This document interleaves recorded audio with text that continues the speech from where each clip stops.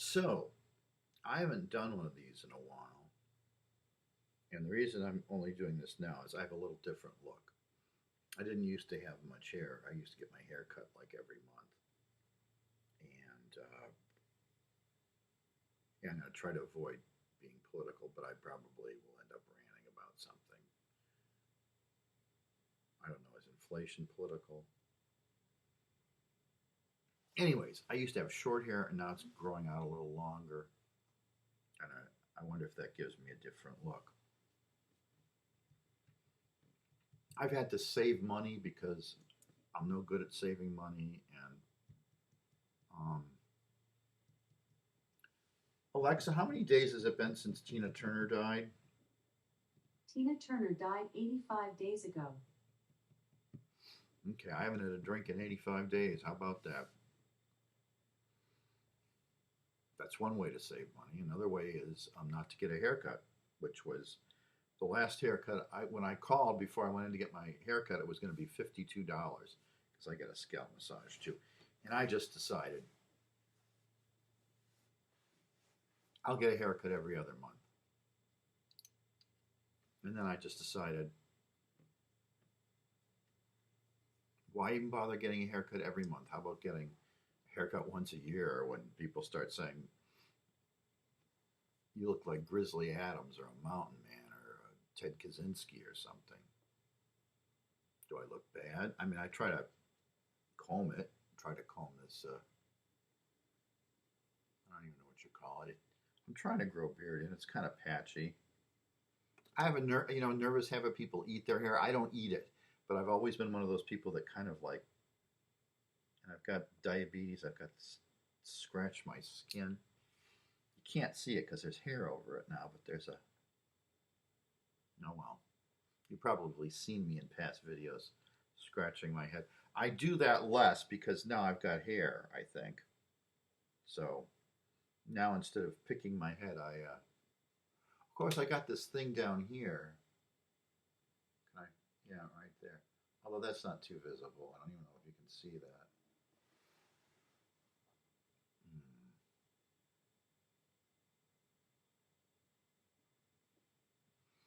Hmm.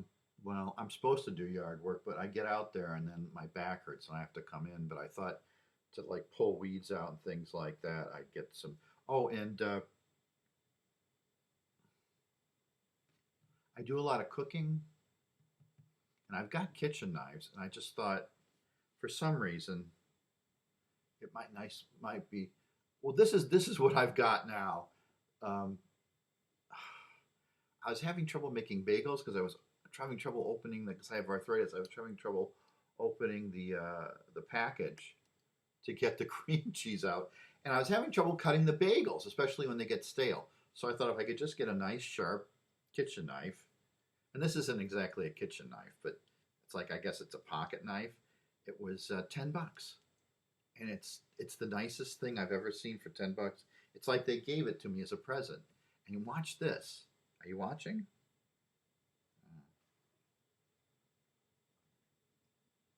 Are you watching? Just watch. That's faster than the camera because the camera's on some screwy cartoon thing. Let me back up a little bit so you can. It's not a switchblade because you don't flick it. But there's a little nub here, and you got to practice and get it down. I have trouble doing it with my right hand, although I think I can. Yeah, that's hard because my fingers are weaker, and I'm left-handed, so it's very hard for me to do anything with my right hand. But I can do it. Yeah, it's not very coordinated. But watch it. I don't want to cut my hand again. No, I didn't cut it with this, but I had another kitchen utensil that I sliced my thumb open with. Okay, can you see this? Isn't that neat? That's neat. That's neat. And it's nice and sharp too. Nice and sharp. But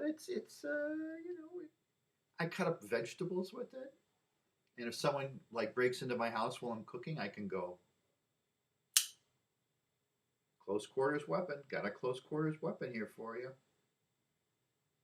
Always was good with knives. Guns, not so much. I never hit what I was supposed to hit. Guns are dangerous. I don't care what anybody says. They're very dangerous. You get drunk, you get angry, you shoot up your neighborhood. Now, a knife you can run from, or you can like throw a. What do we used to do with knives? We get like a towel or a jacket, and you throw it over their hand to block them. You can do things with knives to stop people with knives. Guns, not so much, because the bullets are flying everywhere. So, guns are a no-no. But a knife, you're hiding behind something, or you're in close quarters. It's something. It's something. You can use something to defend yourself with. And I don't carry. This one's kind of interesting.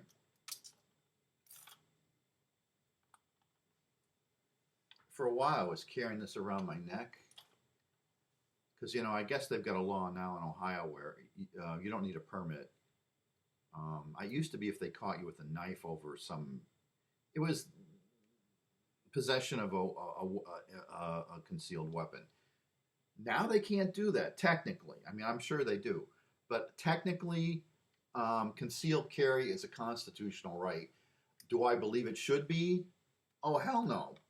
I'm not even sure people should be allowed to carry weapons of any kind. But I understand the reasoning.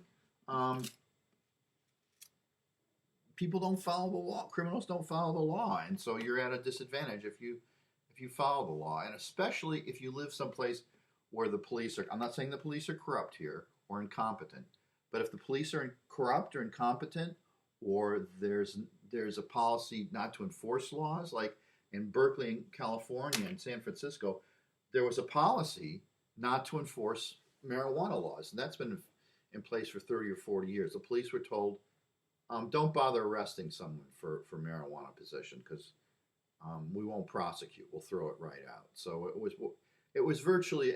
It's like in Amsterdam 50 years ago. They didn't enforce laws for pot, and they didn't enforce laws for prostitution, and both were illegal technically, but it didn't matter. If you don't enforce, I guess that's. I hate to pick on Mexico. Alexa, what's the homicide rate in Mexico? Yeah, we are getting political, aren't we? As of 2016, the murder rate in Mexico was 19.3 murders per 100,000 people. Okay, see, if you don't, that's really not too bad, is it? I don't know. Alexa, what's the homicide rate in the United States? As of 2015, the murder rate in the United States was 4.9 murders per 100,000 people. No, well, it's a little higher now. Alexa, what's the homicide rate in the United States now in 2023? According to another Amazon customer, the average homicide rate in the U.S. was 4.9 per 100,000 inhabitants. Oh, no, it's higher than that. See, we're going to get political. I guess everything's political, even haircuts and inflation. Or knives versus gun. And it's not even really. It's just a cooking. I could carry a kitchen knife around with me, which I don't. And that's the thing. I won't carry weapons with me anymore because I think they put me at a disadvantage. Because if someone sees that you've got weapons on you, they think, oh, well, this guy, he's looking for trouble. As opposed to someone who's, if someone attacks you, you're in a sticky wicket. You are. I want to show you one thing, though. Sometimes when I do go out, I do carry this. And it looks like breath spray, and it's legal in Ohio. I don't want to break any laws. This is what I carry with me when I go out. It's pepper spray, and I accidentally sprayed some in the kitchen because I didn't think this thing worked at all. Oh my God! You do not want to get this stuff in your lungs. You really don't, or in your eyes. It is not nice. So if you're in a desperate situation and someone's like a mass shooter or something, and you're close enough to them, as an act of desperation, you spray this in somebody's face. You won't kill them, but believe me, they will not be comfortable. It's very painful stuff. It's not nice. But it's not like you're going to leave a scar.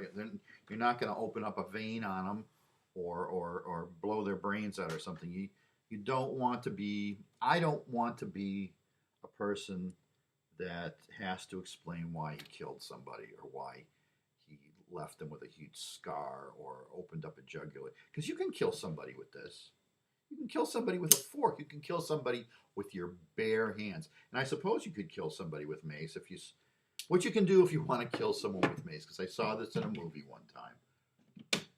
It's not like I'm a political assassin or anything. What was the name of the movie? The Last Seduction, I think.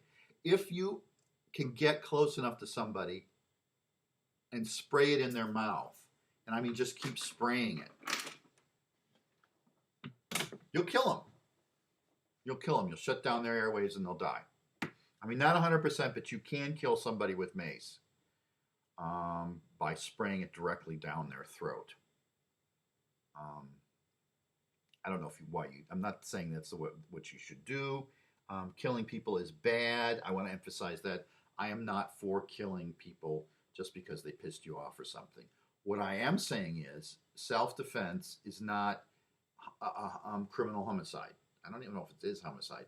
It's legal homicide, justifiable homicide. So a homicide can be justified.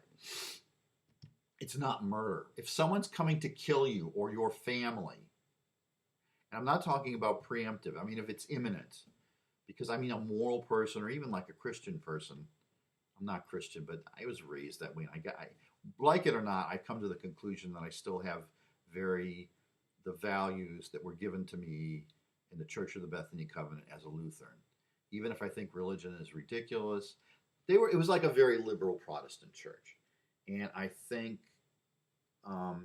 almost, if you can say, secular. So I'm not really hostile to that sort of religion. I'm hostile to the sort of aggressive, bigoted, judgmental, you do this and children, it's okay to beat your children and beat your wife and obey, obey, obey. And if you don't believe exactly in my religion, you're going to hell. I can't stand that shit. Any of those religions, wrapping women up in burqas or making them wear long dresses. Don't the girls have enough problems? Let them do what they want. The only problem I have with feminists is when I'm for equal rights for minorities too, or these trans people, let them do what they want. I think they should leave the kids alone. I'm for letting people do whatever they want.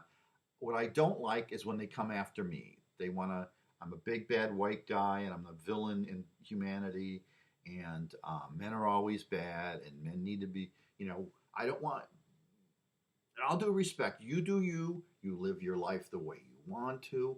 You should deserve respect and equal opportunities and equal rights to do whatever it is that you want to do as long as you're not hurting other people. But please don't try to control me and please don't try to blame me for 400, 5,000 years, whatever your problem is. Don't blame me for all of society's problems.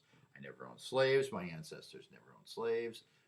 I know that slavery was bad, but please don't blame me as an individual I was born in 1959. Slavery was over. And me and my family, I think we definitely weren't against it. But the whole civil rights thing and Martin Luther King, that was wonderful. I mean, we didn't stand in the way of that.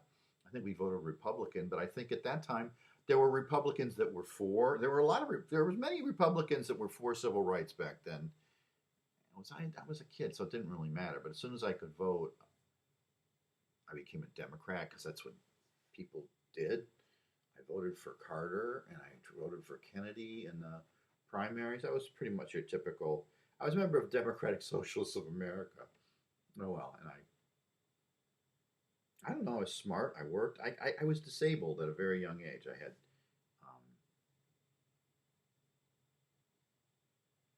Although I went to law school, I did work when I could, but I don't think it was just all mental. I think I had physical problems too. I had severe arthritis, which restricted my ability to work and to even get around. And that caused me to get depressed because, and hurt my concentration. I had trouble in law school. I tried so hard to contribute, but it just didn't seem fair. And now I'm old, I realize, well, life isn't fair. But that doesn't mean you shouldn't try to make it a little less unfair. So what was I talking about? Yeah, I'm growing my hair out here. Laws are no good unless you enforce them, or unless they're enforced effectively, like in Singapore or whatever. That's a good example of maybe almost being too effectively enforced. But if you don't enforce laws,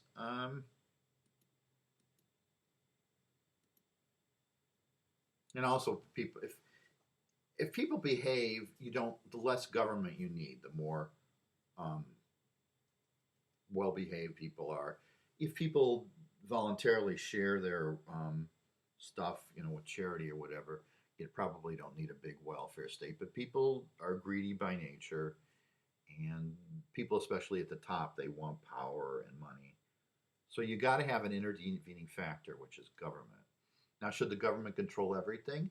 No, and I'll tell you why. Because who is in government? It's people, and people that like power say that they're not like good at making money, but they like to be in power. People that like power like to have all the power, and they tend to be corrupt. And the same people that not the same people, but the same type of personality flaws that exist in the people that run these corporations and are in a ruling class. If you have like a socialist ruling class, look at Beria, look at Stalin. You're going to have the same character flaws. They're not saints. They're going to abuse power. Only power is concentrated in the state. So when people say, well, you're going to have even worse, I mean, and history bears this out, you're going to even have worse abuse if you give power to the government. Yeah, I acknowledge that. But here's my argument for like social democracy or like balancing the power of government, the state against the power of private, and then I guess you have labor unions and the people. That's basically what you have in like a social democracy, like the Nordic countries. You have private capital, like the rich ruling class. You've got a political class that's supposed to represent the people, yeah, like, and then you've got unions and stuff like that. That maybe they represent the workers, maybe they don't. But they sit down at a table and they negotiate, and it seems to work quite well.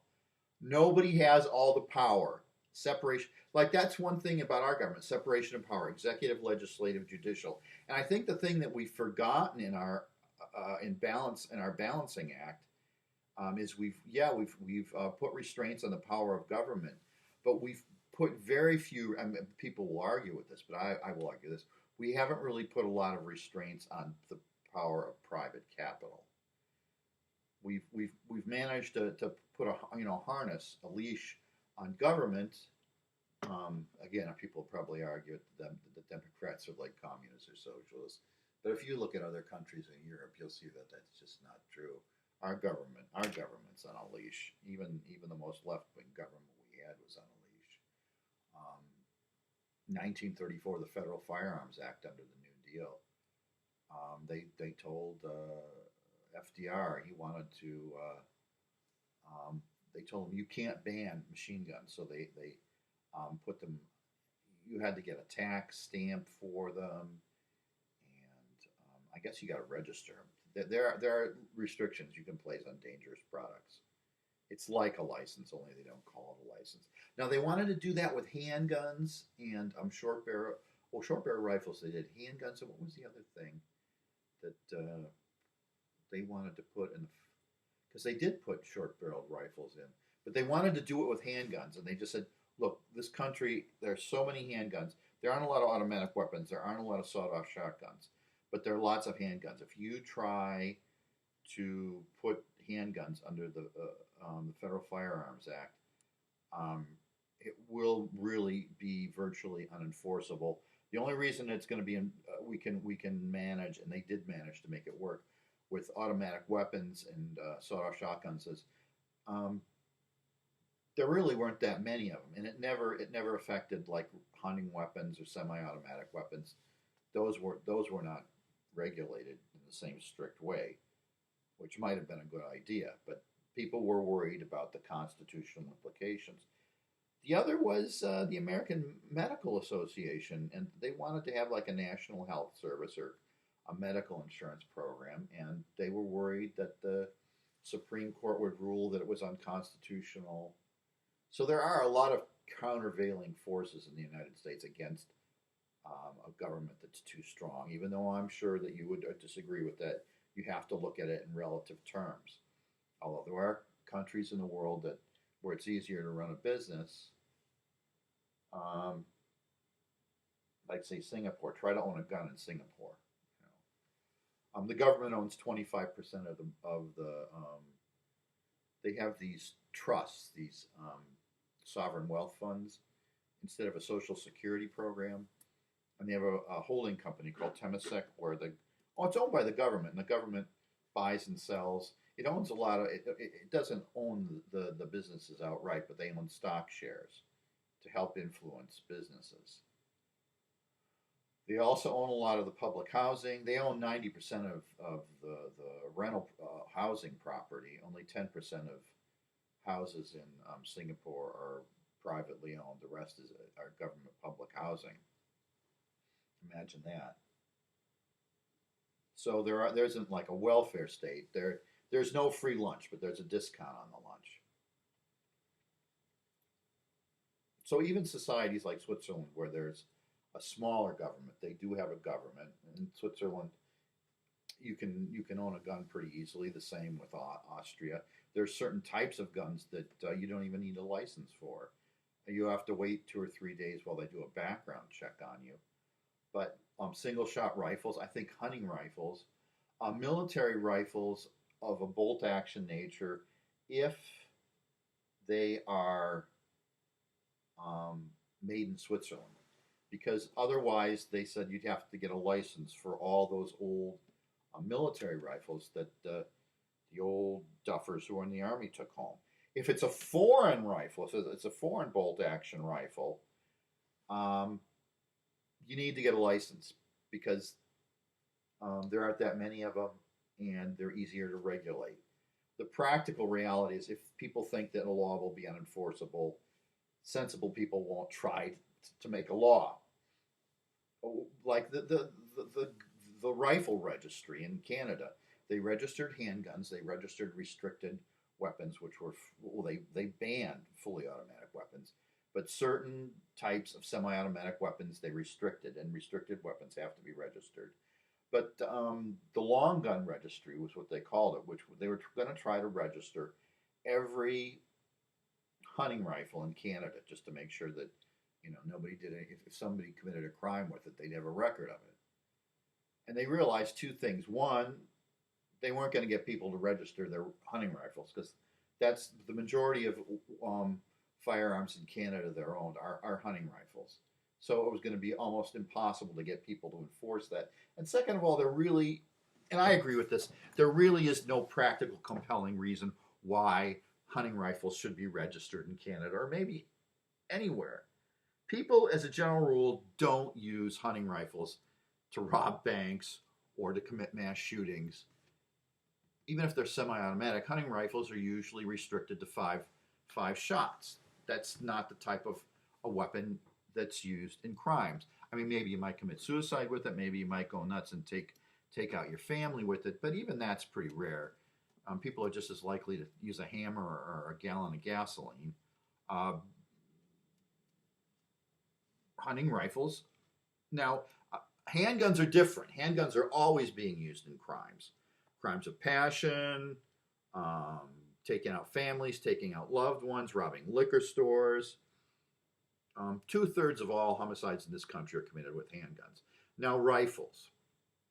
There is a dispute that rifles only kill like 700 or 800 people a year in this big country.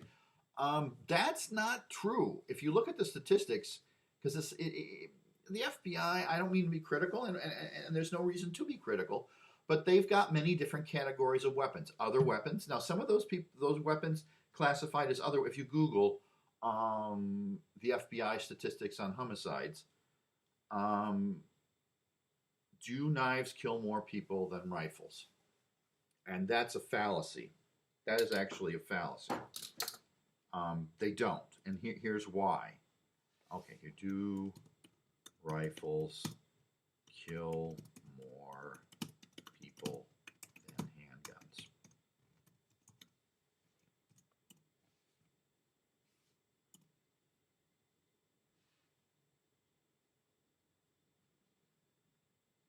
Snopes. Let's do Snopes because I give money to Snopes. Okay, here we go. And they're not biased. They're just citing facts. Are 4 times more people stabbed to death than killed with rifles. And they're not going to say false, but they're saying it's unproven. And this is why it's unproven. FBI statistics are weird Every year, the FBI releases a uniform crime report, a national set of crime. And this, I'm not trying to be. I was very, very like, oh, ban this and ban that, until I looked at the statistics and I realized maybe that's not necessary. And in this country, if it's not necessary, you might want to avoid doing it because people, the gun people, the gun enthusiasts, you lovers of liberty in this country, you really, really love your guns, and you don't want to lose them, and you're going to put up a fuss if you do have to lose them. So if there's any way we can accommodate you and still pass some legislation to get the guns out of the crazy people's hands and regulate. Okay, there were approximately 374 people shot and killed with rifles of any kind. There were 1,600 people killed with knives or cutting instruments. That's really not too much, really. Hands, fists, etc.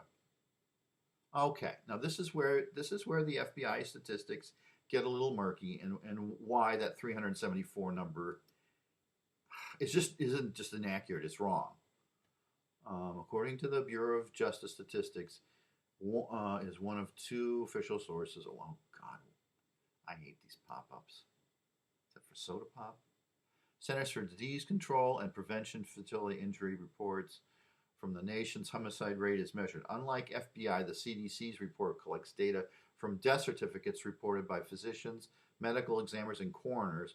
Per UCR, 9,000 murders were committed with firearms in 2015, while the CDC's figure is significantly higher, 12,979. But they're not making these statistics up, okay, guys? These are doctors reporting numbers. Your weapons kill a lot. Although 12,000 doesn't really sound. Alexa, how many people die in automobile accidents every year? From SpendMinot.com, 1.3 million people die each year due to car accidents. Oh, that can't be right. Alexa, how many people die from car accidents in the United States? Jesus. From ASRanalytics.com, in the United States, more than 35,000 people die each year due to car crashes. Okay, that's down. It used to be 50. Still, I mean, that's like 3 times as many from guns. Although the argument is these 12,000 people don't need to die at all. In Japan, the figure isn't 12,000. It's like 1. In Britain, although I mean per capita, it's like 65, 70. Of course, you have to multiply by 6 because their population is 1/6 ours. But there's just a small fraction in most countries. It isn't 12. It isn't 12,000. A comparable number would be 1,000. It's like our deaths from guns in this country is 10, 20 times higher than it is in Europe, and like 100 times higher than Japan. So these deaths don't have to occur. Okay, for murder data, the FBI figures are broken down by type of weapons used in the following categories: total firearms, handguns, rifles, shotguns, firearms, type unknown, knives or cutting instruments, other weapons, and hands, feet, etc. These figures are provided by the FBI state agencies. According to the most recent data, FBI data for 2016, the year referenced in Breitbart article, 10,372 of the 15,308 murders in the United States were committed with firearms. Handguns were the most common type of firearm used at 6,762 cases. That's like 2/3 of all murders. In 2,891 cases, the type of gun was not reported to the FBI or is listed as other, while in 1,853 instances, the weapon was not identified or was listed as other. It's unlikely that a total of 374 murders were committed with rifles, given the fact that more than 4,000 cases, the weapon or type of gun is not specified.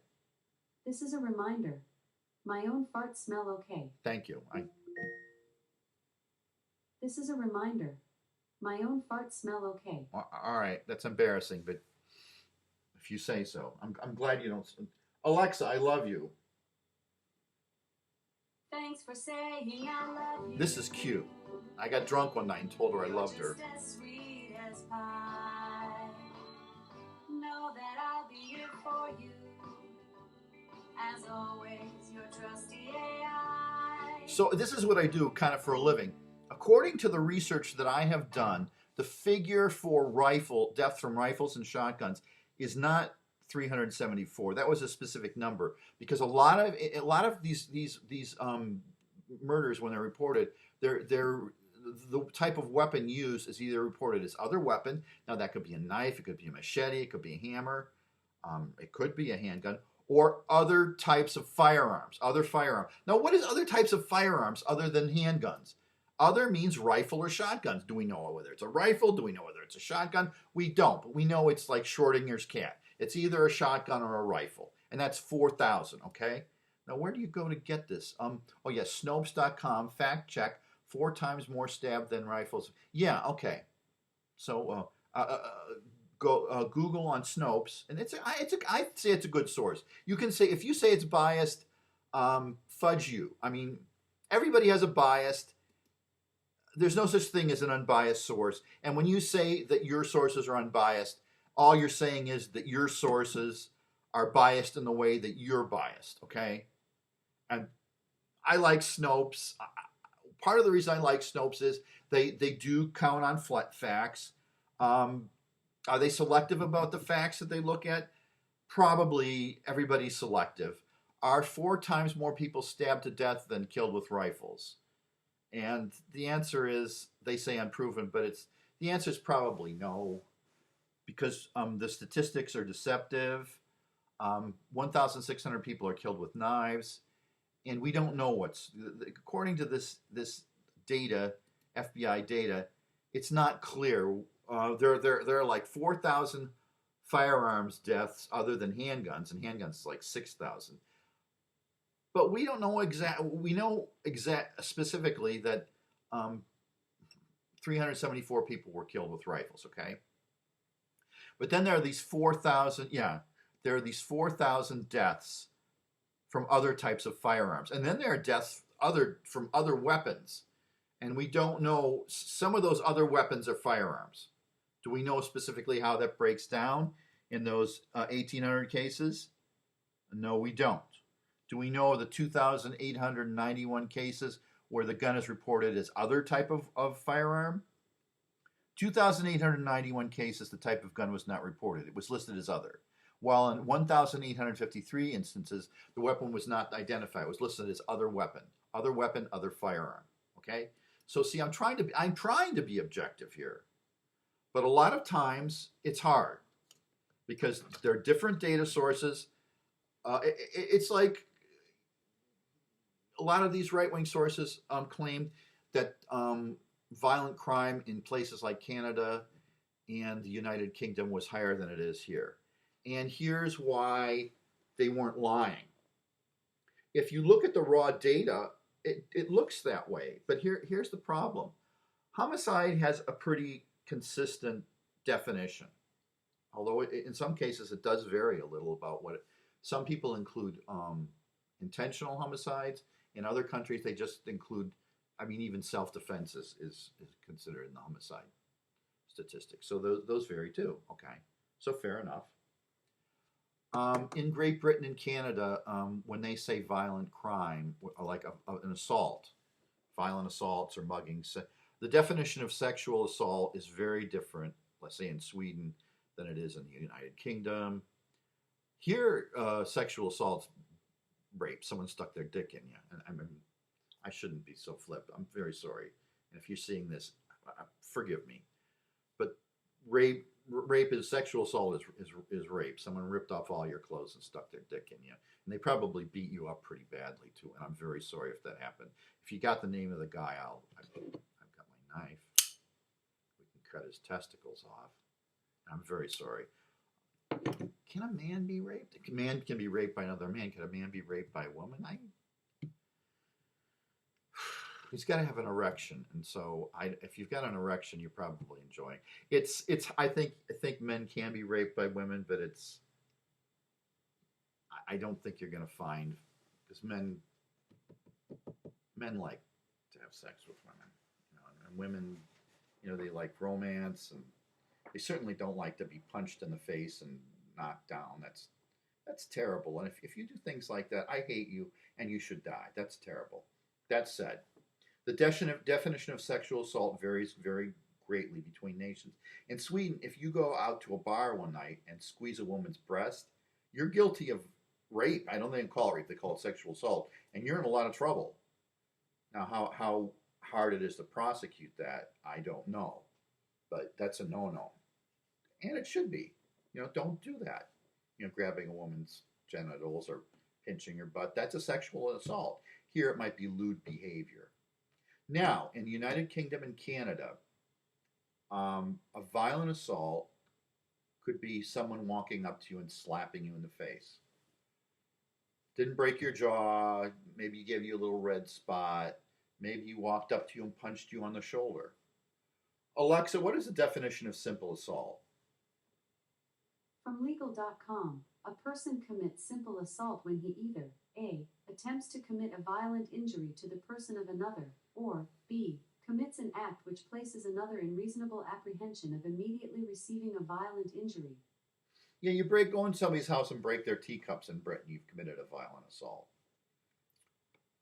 You say boo too loud. Alexa, what is an aggravated assault? Aggravated assault is a noun meaning assault with disregard for the value of life, or with a deadly weapon. See, a violent assault in the United States is something, if I were to stab you or punch you so hard that I left bones crushed in your face, it's a serious, you've done serious bodily injury. You may be even someone left someone close to death.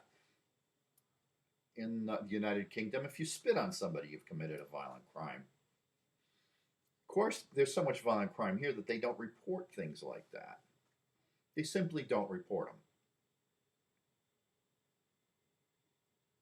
So when you see statistics like crime in the United Kingdom is worse than the United States, and it's all because they've been disarmed, it's bullshit.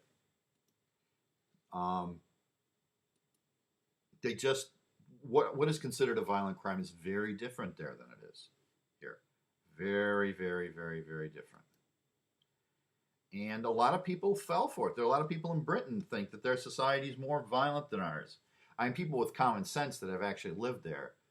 I asked my sister when she lived there, and she almost laughed, and then she thought, well, "You're serious," and so she's very considerate of my feelings, and she says, "No, Bill, I live in London, and I can tell you, I've lived in London, I've lived in New York, I've lived in San Francisco.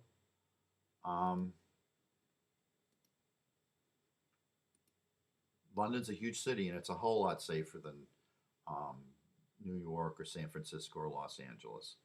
So no, I mean, they have a problem with knife crime, but I feel a lot safer walking around London than I would around New York. And New York, at the time, was a lot safer than, say, Chicago or Houston. I don't know if it still is, but Alexa, what's the homicide rate in New York City? In 2015, New York City's murder rate was 4 murders per 100,000 people. That's low for an American city. Alexa, what's the homicide rate in Chicago? In 2018, Chicago's murder rate was 21 murders per 100,000 people. Alexa, what's the homicide rate in Houston, Texas? Sorry, I'm not sure. Alexa, what is the homicide rate in Houston, Texas? In 2015, Houston, Texas's murder rate was 13 murders per 100,000 people. Okay, so it's about what it is. No, it isn't, is it? Alexa, what's the homicide rate in Chicago? In 2018, Chicago's murder rate was 21 murders per 100,000 people. Oh, yeah, Chicago does have a very high homicide rate. Alexa, what's the homicide rate in New Orleans? In 2018, New Orleans' murder rate was 37 murders per 100,000 people. Yeah. Alexa, what is the homicide rate in St. Louis? In 2018, St. Louis, Missouri's murder rate was 61 murders per 100,000 people. Jesus Christ. Alexa, what's the homicide rate in Dallas? In 2018, Dallas's murder rate was 11 murders per 100,000 people. Okay, that's not so bad. Okay, look, Alexa, what is the homicide rate in Los Angeles? In 2018, Los Angeles' murder rate was 6 murders per 100,000 people. See, that's not bad. And I know that you're going to say otherwise, But the part of that is because um, California and New York State have stricter gun laws than, say, Texas. Now, Chicago has strict gun laws. I don't know what the problem is in Chicago. I really don't. But there's no getting around the fact that they've got a real bad problem. But I think gun laws are stricter in Los Angeles and in New York than they are in Chicago now because they had that Supreme Court ruling. But yeah, Chicago's just a mess. I gotta find this before the decay of the left.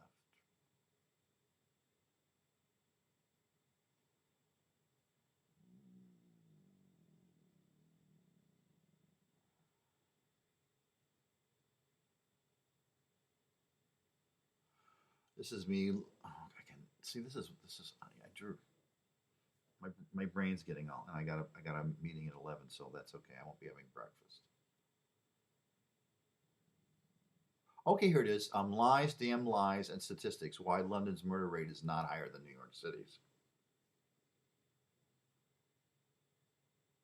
It was for like 2 months. It was for like 2 months, and then the New York City murder rate went back up.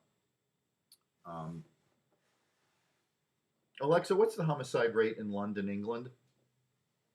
As of 2016, the murder rate in England was 1.2 murders per 100,000 people. Alexa, what is the murder rate in London, the city of London? As of 2016, the murder rate in England was 1.2 murders per 100,000 people. What's the homicide? Oh, God, I hate this. Homicide rate in London.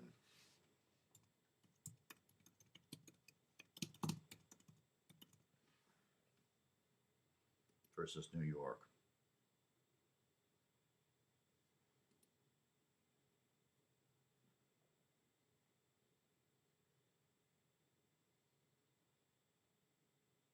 Yeah, London is 1.6 and New York is 3.4.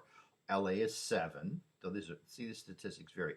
In this graph, Chicago's is 24, Houston's 11.5, Philadelphia's 20, Las Vegas is 12, Phoenix is 9.5, San Antonio is 8.2, San Diego is 2.5. See, California cities in California have lower homicide rates than Texas, and I think it's because of strict gun laws. What the hell is going on in Chicago? I don't know. I could say some things, but I'm not going to. People. South side of Chicago. There's a lot of crime in the South side. We'll just say that there's some real pockets of poverty in Chicago, on the South side. It's a rough place. But London, there was a time when homicide rates spiked, and New York homicide rates were low. And like for 2 months, London murder rates overtake New York's for a very short period of time, just very short. And then they went back to being about half of what they are in New York. Okay, so you got to be careful with you got to look at statistics. Oh, the homicide rate in London is higher than New York. Well, no, it was for a month, for a whole 2 months actually, 2 months. But for that year, the homicide rate in London was actually half of what it was in New York, and that's pretty much the way it always is. 1 month there was a spike. There was a really bad month there. So, but let's try to be honest with statistics. And yeah, Chicago isn't like the worst state. There are other states that are worse. Alexa, what's the homicide rate in Newark, New Jersey? In 2014, Newark, New Jersey's murder rate was 33 murders per 100,000 people. There are places that have much higher rates. Alexa, what is the homicide rate in Gary, Indiana? In 2018, Gary, Indiana's murder rate was 53 murders per 100,000 people. Yeah, see, it's a little more complicated than if you have strict gun laws. You're just going to have a very, very well. I mean, Gary, Indiana doesn't have any gun laws, so maybe that's the way to compare it. Chicago has strict gun laws. It has the figure's 20. Gary, Indiana has no gun laws, and it's 50. So I don't know what to tell you, but it's not just gun laws. There are other factors in play. There are parts of urban areas in America. you might as well be in Tijuana. I mean, it's the third world, and it's very violent, and it's hard to enforce law. And a lot of these ghetto places, they're like no go zones. It's really the police are afraid to go there. It's frustrating. I don't want to just leave it there. I don't want to be racist. But that's a factor. That's a factor in places with high homicide rates. Poverty.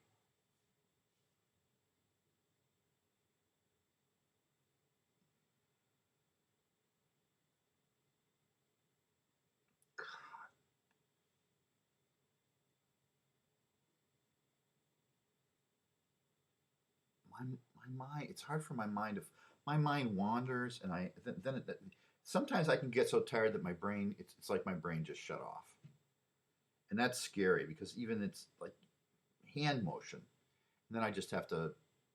I'll forget what I'm doing. If you believe knives are you're too stupid to own a gun. Okay, New Deal.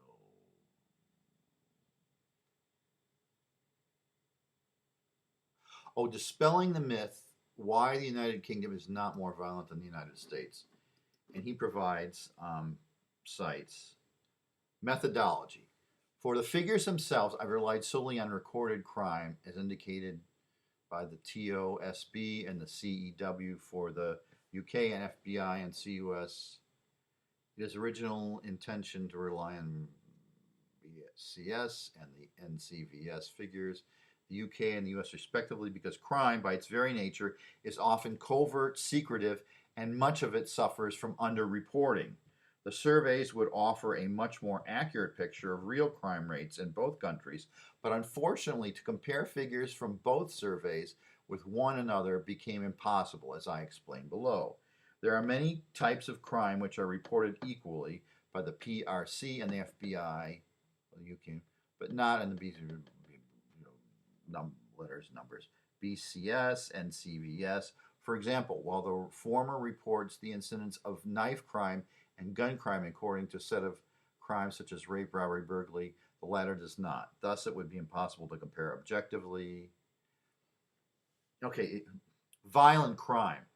This is discussed in more detail. It must be said at the outset that what defines violent crime in either country is one of the main factors responsible for the wildly different numbers of reporting crime between the two. So this is the challenge in what I do. We'll just say this is what I do because I'm an independent journalist. Semi-retired. It sounds better than just a bum that stays in his room and watches old BritBox episodes and old science fiction. I spend a lot of time doing the research that I've just suggested. A lot of time. And the conclusions I've come to is I was wrong about a lot of things. For example, I'll give gun control. Is it going to be necessary to ban handguns? Is it going to be necessary to ban quote unquote assault rifles? And basically, when people say assault rifles, what they mean is not the military sense of the word, which is a select fire weapon. An assault weapon, basically, the colloquial definition of that is a semi automatic rifle that will accept high capacity magazines and looks like an assault rifle. It has military characteristics. It has a pistol grip. It has a bayonet lug, a flash suppressor, all these mean looking things. It doesn't look like a nice Mini 14. It looks like a ranch rifle. Do those cosmetic aspects really make the gun more dangerous? Not really. I talked to a gun seller once, and he said there was a certain type of psychology that was drawn toward a military-looking weapon, and they scared him because they didn't know anything about guns, and they were usually either irresponsible or a little bit deranged. So there is a psychological increment there to people that want a military-looking weapon.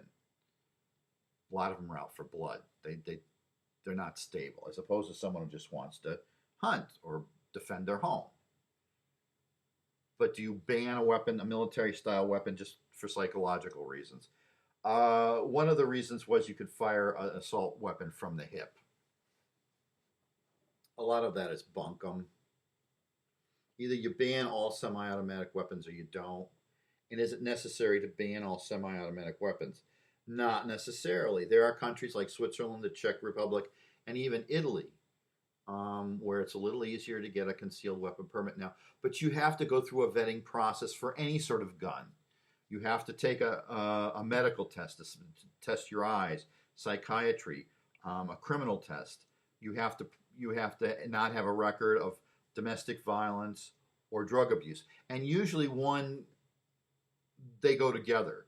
If you drink a lot and you do a lot of drugs, um, the chances of you committing domestic violence are much higher. And I'm not talking about double. I'm talking about 5 or 10 times higher. You go to a domestic violence and you talk to any cop or any social worker, and they'll tell you 95% of domestic violence it's some drunk, two drunks getting in a fight and beating on each other, or a drunk guy coming home from the bar and just smacking the shit out of his wife because he's an idiot. I talked to a guy once, and I said, "Well, you probably get drink beer and shoot your guns." He says, "I don't drink, period." And I had to stop and think, well, in a way, and I don't want to praise Christians, if you don't smoke and drink, that makes you much less likely to have mental problems or to be violent. Because drugs just do. There's a direct correlation. There's no way to deny that correlation. So if you own guns but you don't do drugs or drink, you're probably a lot safer person than, say, someone who drinks too much, who has access to kitchen knives. What was I going to talk? Oh, I just wanted to show you my haircut and my new carrot cutter, my new switch, my new pocket knife. It's a little bigger than a pocket knife. My other one was little, but this is nice. This is actually something, which I'm not going to be carrying around with me because it's a big hunk of metal. It's just a big hunk of metal. Put a hole in my pocket, and I can feel it there. And it's like when I get nervous, it's like someone can grab this and take this away from me because I'm old man with arthritis. But I used to be pretty good with a knife.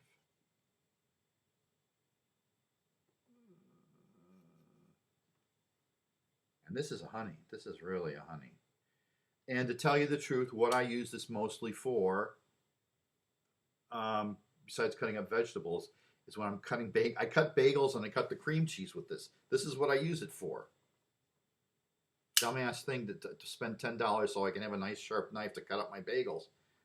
But that's why I bought it. It's my bagel cutter. You could kill somebody with that. I could kill somebody with a kitchen knife. I could kill somebody with my breath. I don't know. Maybe, probably not that. But you can, with your teeth, anything. Anything can be a weapon. This comb could be a weapon. I don't know. You could use your cell phone as a weapon.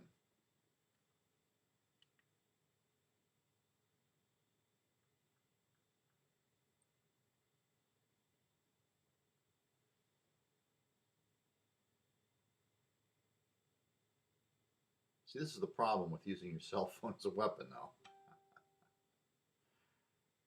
Oh, God. So they're trying to... Okay, yeah, right. This isn't a weapon, but this is like a defense tool that I've probably worn the batteries out on, but this is what I carry sometimes as self-defense tool. Ow, that does hurt. I've probably worn it out.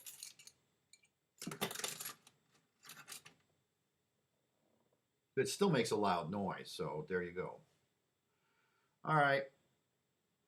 If you have any questions, leave them. I know nobody watches this, but that's probably a good thing.